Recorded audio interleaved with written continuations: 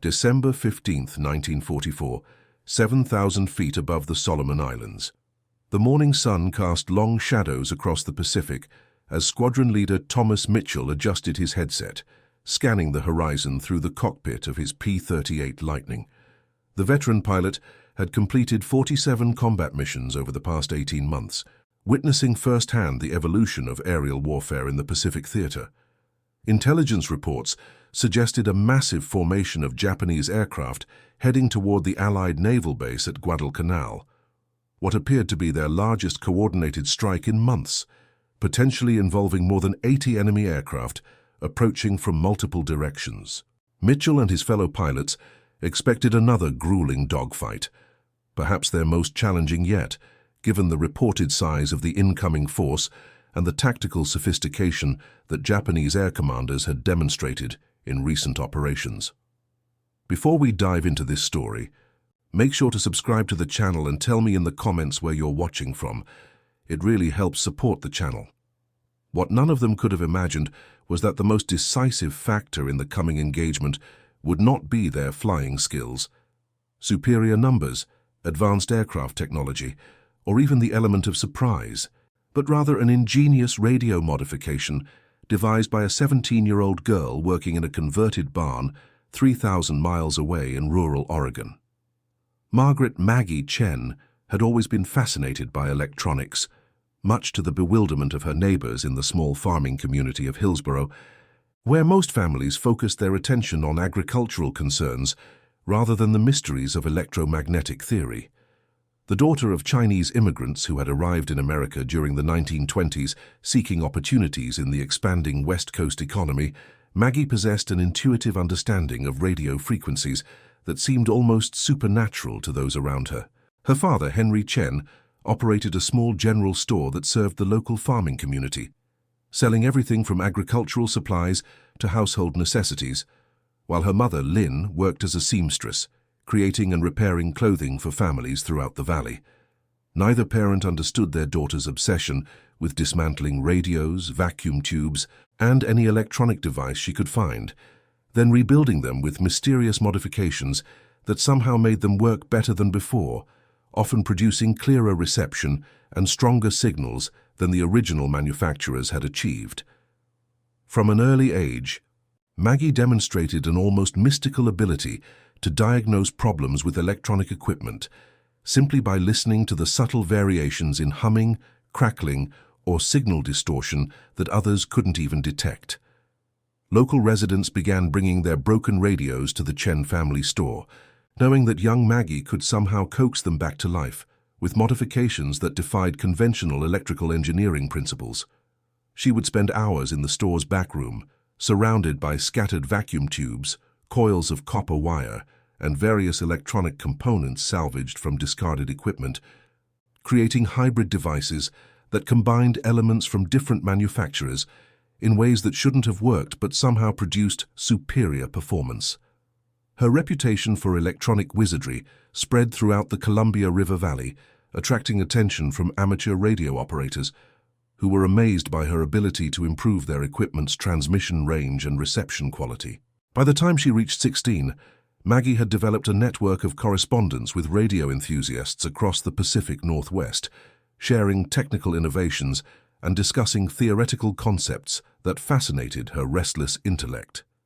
These relationships would prove crucial when she began developing the radio analysis techniques that would revolutionize aerial warfare, as her correspondence provided access to equipment and technical knowledge that would have been impossible to obtain through conventional channels. The transformation that would change the course of Pacific aerial warfare began in the autumn of 1944, when Maggie noticed something peculiar while monitoring Japanese radio transmissions as part of her volunteer work with the local civil defense unit. The volunteer position required citizens to maintain 24-hour radio watches, recording the times and frequencies of enemy communications to help military intelligence assess Japanese operational patterns. Unlike her fellow volunteers, who simply recorded message times and frequencies in standardized logbooks provided by the military, Maggie had been analyzing the subtle patterns in the enemy's communication protocols with the same methodical attention to detail that she applied to her electronic modifications. Working through countless hours of radio monitoring during the long Oregon winter nights, Maggie observed that Japanese pilots maintained constant radio contact with their ground controllers, using specific frequency modulation techniques that created distinctive electronic signatures. These communications followed strict protocols designed to maintain operational security while coordinating complex flight operations across vast Pacific distances. What fascinated Maggie was not the content of these encrypted messages, but rather the technical characteristics of the radio transmissions themselves, which revealed patterns that no one else seemed to recognize. Most radio operators focused solely on intercepting and decoding message content, treating radio communications primarily as information transfer systems, rather than technical phenomena worthy of detailed analysis. However, Maggie realized that the Japanese were inadvertently broadcasting something far more valuable than their actual words. They were revealing their exact positions, flight patterns, and operational intentions through the technical characteristics of their radio transmissions. Each aircraft's radio equipment produced minute variations in signal strength, frequency drift, carrier wave modulation, and harmonic distortion that were as unique as human fingerprints. These variations resulted from manufacturing differences in vacuum tubes, slight variations in circuit components, temperature effects, and the specific electromagnetic environment within each aircraft. When Maggie began mapping these electronic signatures against known aircraft positions, she realized she could track individual Japanese planes with remarkable precision, even when they were hundreds of miles away.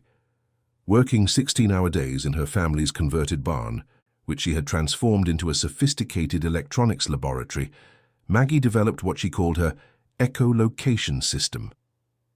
The barn had been gradually converted into a space that resembled a university research laboratory, with copper mesh lining the walls for electromagnetic shielding, multiple workbenches with precision instruments, and an elaborate antenna array that could monitor radio transmissions across wide frequency ranges. The concept behind her system was elegantly simple, yet technologically revolutionary, combining established radio direction, finding principles with innovative analysis techniques. By analyzing the radio signatures of Japanese aircraft and comparing them with known reference points, her system could triangulate precise location, altitude, speed, and formation size. The system measured microscopic variations in signal characteristics that occurred when radio waves traveled through different atmospheric conditions or experienced Doppler shifts due to aircraft movement. The technical innovation lay in Maggie's revolutionary modification of standard RDF, radio direction finding equipment, which represented a quantum leap beyond anything currently deployed by military intelligence units. Traditional RDF systems, which had been developed during the early years of the conflict, could determine the general direction of a radio signal using rotating directional antennas and basic triangulation methods, but they provided limited accuracy and absolutely no altitude information. These systems typically produced bearing estimates accurate to within several degrees, which translated to uncertainty zones covering hundreds of square miles when dealing with distant aircraft. For military commanders trying to intercept enemy formations, such imprecise information was often worse than useless, as it could lead Allied fighters into fruitless searches across vast expanses of empty ocean. Maggie's enhancement involved creating a network of synchronized receivers that could measure microscopic differences in signal arrival times between multiple monitoring stations, combined with sophisticated analysis of signal phase relationships, frequency drift patterns, and modulation characteristics that revealed detailed information about aircraft movement and position. The system required her to solve complex mathematical problems related to wave propagation, atmospheric interference effects, and three-dimensional triangulation that challenged even graduate-level engineering students. When combined with her proprietary signal analysis techniques, this system could pinpoint aircraft locations with unprecedented precision, typically achieving accuracy within a few hundred yards at distances exceeding 200 miles. The mathematics underlying Maggie's system required her to account for numerous variables that affected radio wave propagation across Pacific distances. Radio signals traveling from aircraft to ground stations experienced variations in speed and direction due to atmospheric conditions, ionospheric reflection effects, temperature gradients, and electromagnetic interference from various sources. Traditional radio direction finding systems largely ignored these factors, treating radio waves as simple straight-line phenomena that could be analyzed using basic geometric principles. Maggie realized that by carefully measuring and analyzing these propagation effects, she could extract far more information from radio signals than anyone had previously thought possible. Her breakthrough came during a November test, when she successfully tracked a formation of Japanese reconnaissance planes conducting surveillance flights near the Aleutian Islands, 1,000 miles away from her Oregon laboratory.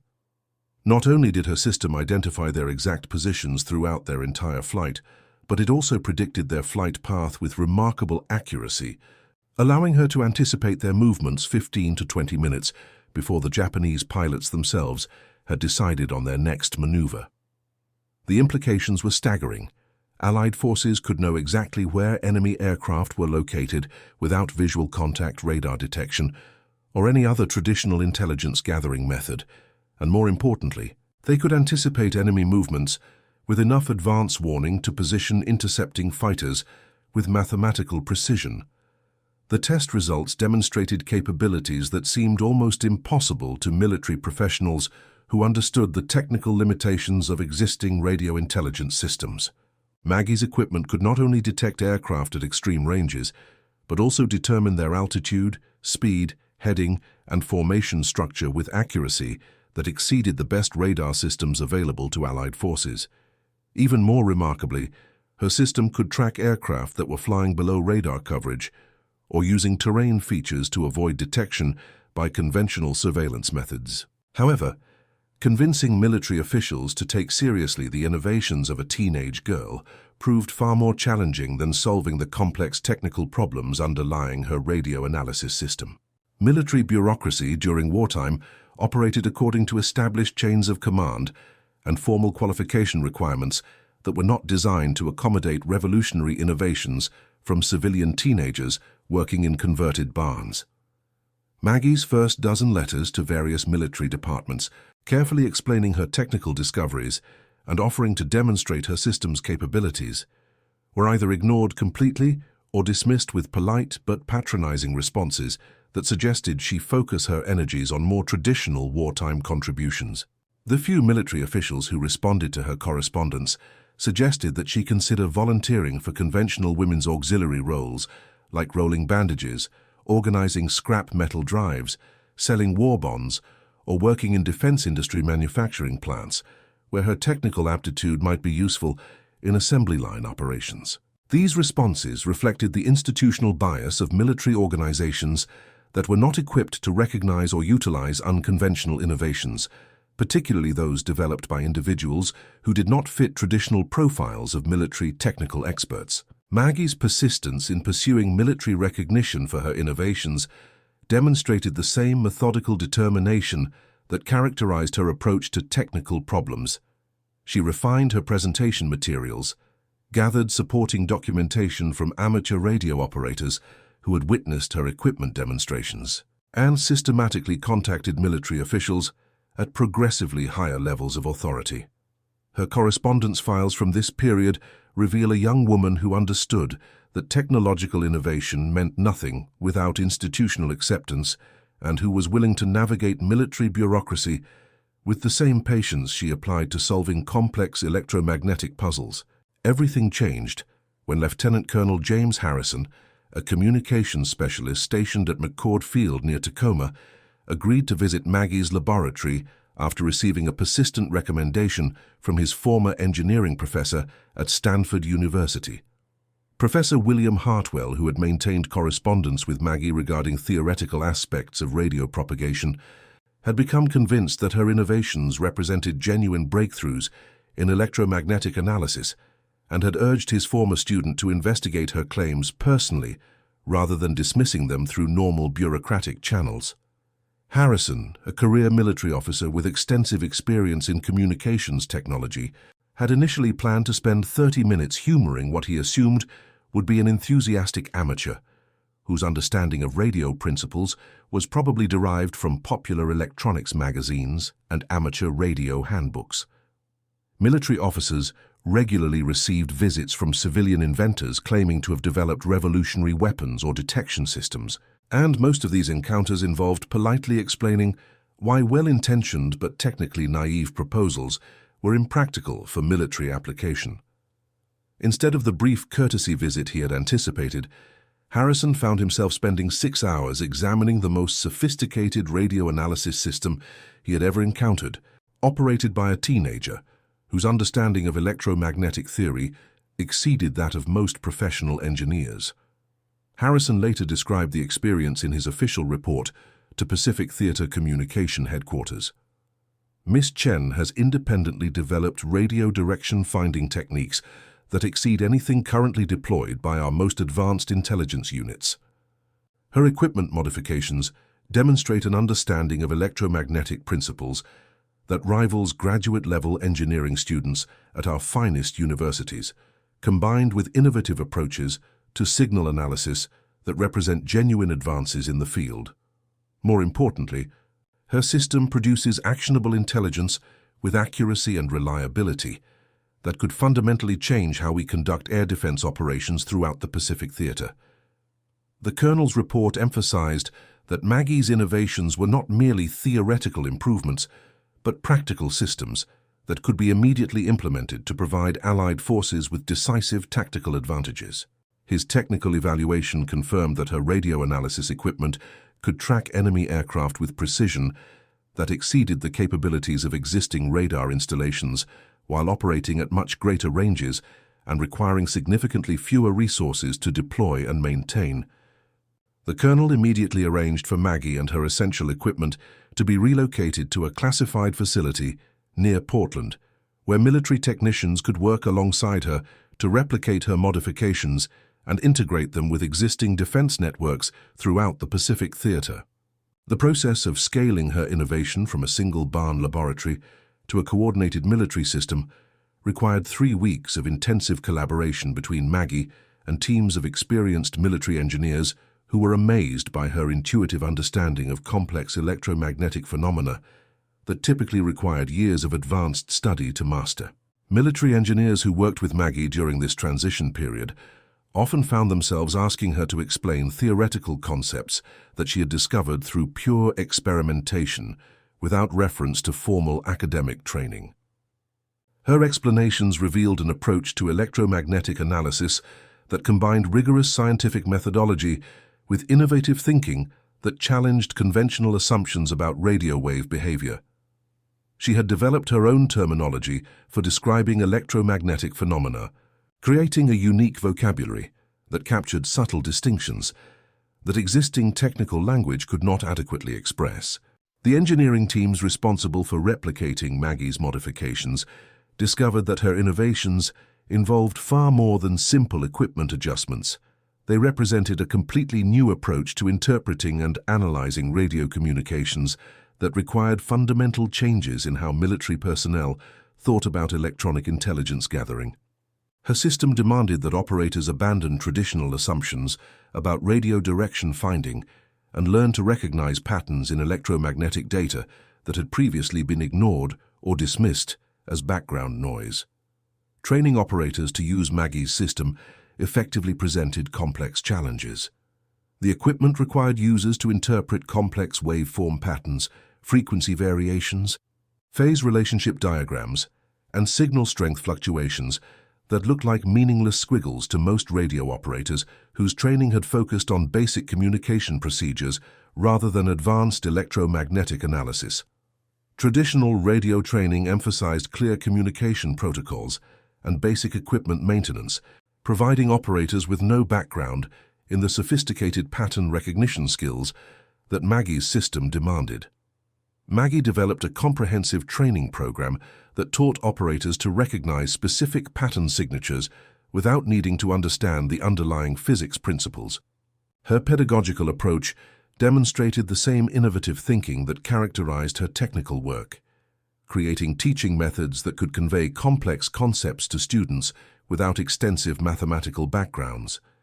She understood that military operators needed practical skills rather than theoretical knowledge, so she focused on developing recognition abilities that could be applied quickly and accurately in high-pressure operational environments. Central to her training program were what she called signature cards, visual references that allowed operators to quickly identify aircraft types, formation sizes, flight characteristics, altitude patterns, and tactical intentions based on radio signal patterns displayed on oscilloscope screens and spectrum analyzer outputs. These cards represented hundreds of hours of careful observation and analysis, distilling complex electromagnetic phenomena into recognizable visual patterns that could be learned through repetitive practice rather than theoretical study. Each signature card contained detailed examples of the characteristic electromagnetic signatures produced by different types of Japanese aircraft operating under various conditions. Mitsubishi Zero fighters, for example, produced distinctly different radio signatures than Nakajima torpedo bombers, not only because of differences in their radio equipment, but also due to variations in aircraft structure, engine characteristics, and typical flight patterns. Maggie had painstakingly catalogued these differences, creating a comprehensive reference library that allowed operators to identify specific aircraft types from their electromagnetic signatures alone. The training program also included extensive practice sessions using recorded radio intercepts from previous Japanese operations, allowing new operators to develop pattern recognition skills using real-world examples without the pressure of operational responsibilities. These training sessions revealed that operators could achieve competency in basic pattern recognition within 2 weeks of intensive instruction, though developing the advanced skills necessary for complex tactical analysis required several months of continued practice and refinement. The first operational deployment of Maggie's radio analysis system occurred on December 14th, when intelligence reports indicated that Japanese forces were planning a major air assault on Allied positions in the Solomon Islands. The attack was expected to involve between 60 and 80 aircraft launched from recently discovered airfields in the northern Marshall Islands, representing one of the largest coordinated Japanese air operations since the early months of the Pacific conflict. Allied commanders had positioned their fighter squadrons based on traditional intelligence estimates derived from code intercepts and reconnaissance reports, but they lacked precise information about enemy timing, approach routes, formation structure, and tactical intentions. The intelligence preparation for this engagement revealed the limitations of conventional military intelligence gathering methods, which could provide general information about enemy intentions but lacked the precision necessary for optimal tactical response. Code intercepts could reveal that an attack was planned and might indicate general target areas, but they rarely provided the detailed timing and positioning information that commanders needed to coordinate effective defensive responses. Reconnaissance flights could sometimes locate enemy airfields and estimate aircraft numbers, but they could not predict exact departure times or flight routes that Japanese forces would use during actual operations. Traditional radar installations, while useful for detecting incoming aircraft, operated within limited range restrictions and could be defeated by low-altitude flight approaches or terrain masking techniques that experienced enemy pilots had learned to exploit. Most importantly, radar could only detect aircraft after they had approached within relatively close range of their targets, providing insufficient advance warning for commanders to coordinate complex defensive responses involving multiple fighter squadrons operating from different bases. That evening, as the sun set over the Pacific and Japanese aircraft began their long journey toward Allied positions in the Solomon Islands, Maggie's newly installed radio analysis stations began detecting enemy communications while the attacking planes were still more than 400 miles away from their intended targets. Unlike conventional radar systems, which required aircraft to be within direct line of sight and relatively close range, Maggie's system could track radio-equipped planes across vast distances by analyzing their communication signals, atmospheric reflection effects, and electromagnetic signatures that propagated far beyond visual or radar range. The technology provided Allied commanders with unprecedented advance warning of incoming attacks, allowing them to coordinate defensive responses with precision that had never before been possible in Pacific theater operations. Fighter squadrons could be launched with exact timing to intercept enemy formations at optimal positions, rather than conducting emergency scrambles based on last-minute radar contacts that often resulted in poorly coordinated defensive efforts. As the Japanese formation approached Guadalcanal in the early morning hours of December 15th, Maggie's operators provided real-time updates on enemy positions, speeds, and altitudes with unprecedented accuracy. The information proved so precise that Allied fighter pilots could be vectored directly toward intercepting the enemy aircraft with mathematical precision, eliminating the need for time-consuming search patterns that had characterized previous aerial engagements. For the first time in the Pacific campaign, American pilots knew exactly where to find their targets, rather than conducting sweeping reconnaissance flights across vast expanses of empty ocean. Squadron leader Mitchell received his first radio vector at 0630 hours. Lightning leader, enemy formation bearing 270 degrees, distance 45 miles, altitude 6,500 feet, estimated strength 30-plus aircraft. The precision of the information was unlike anything Mitchell had experienced during his 18 months of combat flying. Typically, radio controllers provided vague estimates like large enemy formation, general vicinity of grid square 7, leaving pilots to search thousands of cubic miles of empty sky. Lieutenant Robert Dutch van der Berg, flying as Mitchell's wingman, later recalled the surreal experience of the engagement. It was like having supernatural powers. The radio controller was telling us exactly where to look, and when we looked there, the Japanese were exactly where she said they would be. We could see their formation before they could see us, which meant we could position ourselves for perfect attack runs. The Japanese strike force consisted of 36 aircraft, 24 Mitsubishi Zero fighters escorting 12 Nakajima torpedo bombers. Their mission was to attack the Allied naval vessels anchored in Iron Bottom Sound near Guadalcanal. The Japanese pilots, flying in tight formations optimized for mutual protection, maintained constant radio communication to coordinate their complex approach patterns. Unbeknownst to them, every radio transmission was providing Allied forces with detailed intelligence about their positions and intentions. Maggie's system revealed that the Japanese formation was approaching in 3 separate waves, with the bomber aircraft flying at a lower altitude than their fighter escorts. This information allowed Allied commanders to deploy their intercepting fighters with tactical precision. Rather than engaging the entire enemy formation simultaneously, American pilots could target the vulnerable bombers while avoiding the more dangerous fighter escorts. The engagement began at 0715 hours when Mitchell's squadron intercepted the first wave of Japanese bombers. Because Maggie's radio analysis had provided exact positioning information, the American pilots achieved complete surprise. The Japanese bombers, expecting to encounter resistance much closer to their target, were caught in open formation with inadequate fighter cover. Mitchell dove from altitude, targeting the lead bomber with a perfectly executed attack run.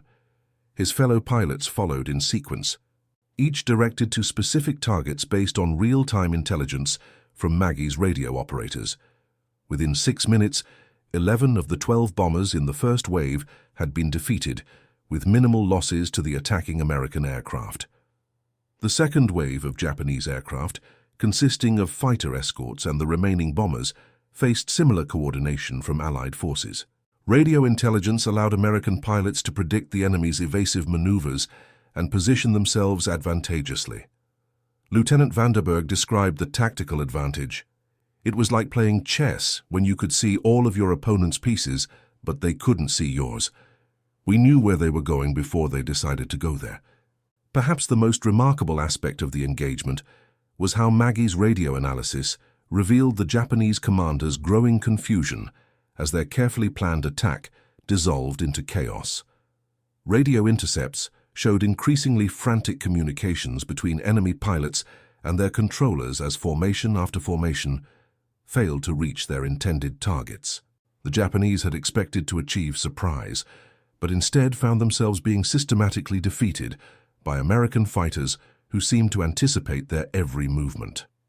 By 0800 hours, 34 of the 36 Japanese aircraft had been defeated or forced to retreat. Only 2 damaged fighters managed to return to their base, carrying reports of a devastating engagement that made no tactical sense to their commanders. Japanese intelligence officers spent weeks trying to understand how American forces had achieved such comprehensive tactical advantage. They investigated possibilities ranging from new radar technology to encrypted radio communications, never suspecting that a teenage girl's innovative radio analysis was responsible for their defeat. The success of December 15th led to immediate expansion of Maggie's radio analysis program throughout the Pacific Theater. Military engineers worked to replicate her modifications at bases across the region, and within 3 months, 26 radio analysis stations had been established, creating a comprehensive early warning network that fundamentally changed the nature of air combat operations.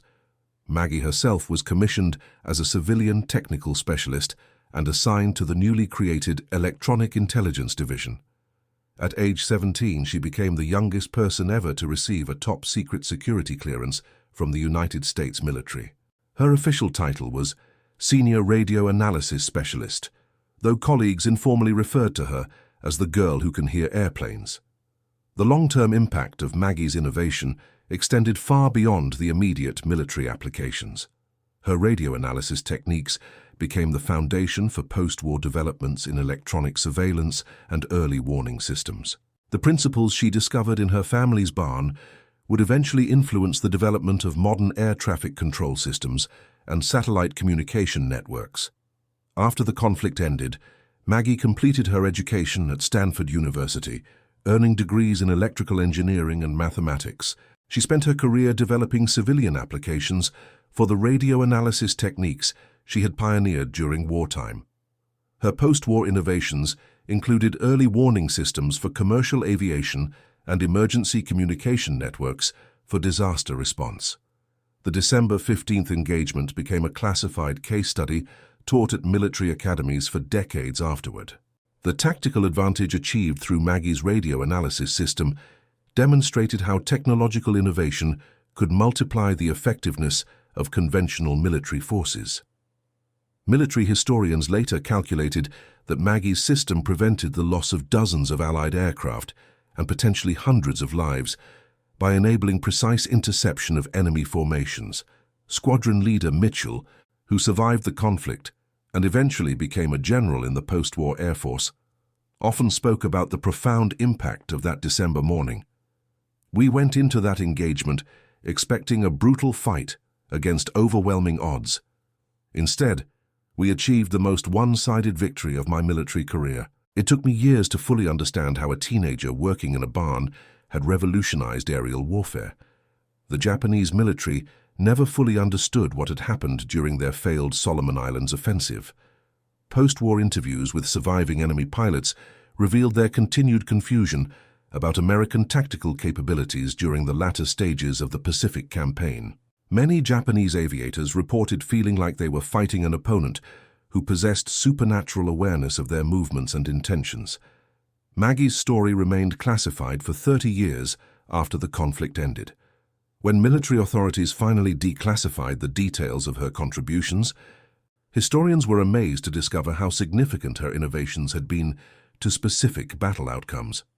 Her radio analysis system had been responsible for the successful defense of multiple Allied positions and had contributed to the defeat of more than 200 enemy aircraft throughout the Pacific Theater. The barn where Maggie first developed her radio analysis system was preserved as a historical site after her death in 1998. Visitors can still see her original laboratory equipment, including the modified radio receivers and signal analysis devices that changed aerial warfare. A memorial plaque recognizes her as the teenager whose electronic genius helped secure victory in the Pacific. Perhaps the most remarkable aspect of Maggie's story is how her innovations emerged from pure intellectual curiosity rather than military training. Her modifications to radio direction-finding equipment represented intuitive leaps that professional engineers had failed to achieve despite years of research. She possessed an innate understanding of electromagnetic phenomena that allowed her to visualize solutions to problems others couldn't recognize. The success of her radio analysis system also demonstrated how individual innovation could have strategic impact during wartime.